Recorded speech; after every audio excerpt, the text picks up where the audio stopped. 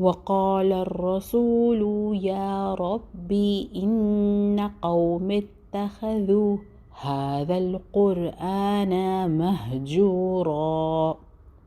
اور رسول کہیں گے کہ اے میرے پروردگار، بے شک میری امت نے قرآن کریم کو چھوڑ رکھا تھا۔